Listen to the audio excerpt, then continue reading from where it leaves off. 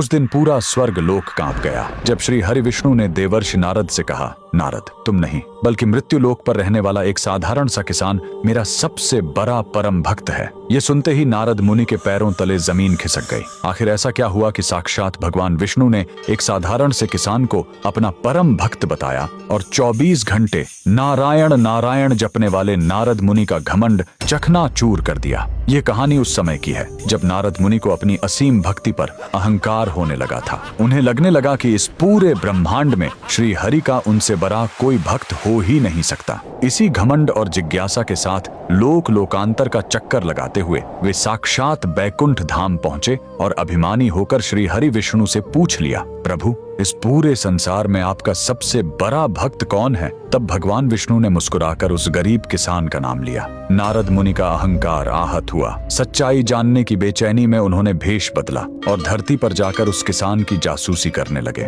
उन्होंने देखा कि वह गरीब किसान सुबह उठा, आसमान की तरफ देखकर हाथ जोड़े और कहा, राम राम प्रभु। फिर वह अपने खेत पर गया। दिन भर उसने चिलचिलाती धूप में अपने बैलों के साथ खेत की जुताई की। पसीने और मिट्टी में लथपथ होकर उसने अपना खून पसीना एक किया। शाम को थका हारा घर लौटा, रूखी सूखी रोटी खाई और सोने से पहले बस एक बार फिर आसमान की ओर देखकर कहा, प्रभु, तेरा कोटि कोटि धन्यवाद। ये देखकर नारद मुनि तुरंत श्री हरि के पास लौटे और थोड़े क्रोधित होकर बोले, प्रभु, उसने तो पूरे दिन भर में मुश्किल से 2 या 3 बार आपका नाम लिया होगा और मैं हर सांस के साथ आपका नाम जपता हूँ, फिर वो आपका परम भक्त कैसे? श्री हरि विष्णु ने उन्हें कुछ भी नहीं समझाया। उन्होंने बस सोने के एक कटोरे को तेल से लबालब भर दिया और नारद जी को देते हुए कहा, नारद, इसे लेकर पूरे ब्रह्मांड का चक्कर लगा कर आओ, लेकिन याद रहे, इस कटोरे से तेल की एक भी बूंद नीचे नहीं गिरनी चाहिए। अपने अहंकार में चूर नारद मुनि उस तेल से भरे सोने के पात्र को लेकर तुरंत ब्रह्मांड के चक्कर पर निकल गए।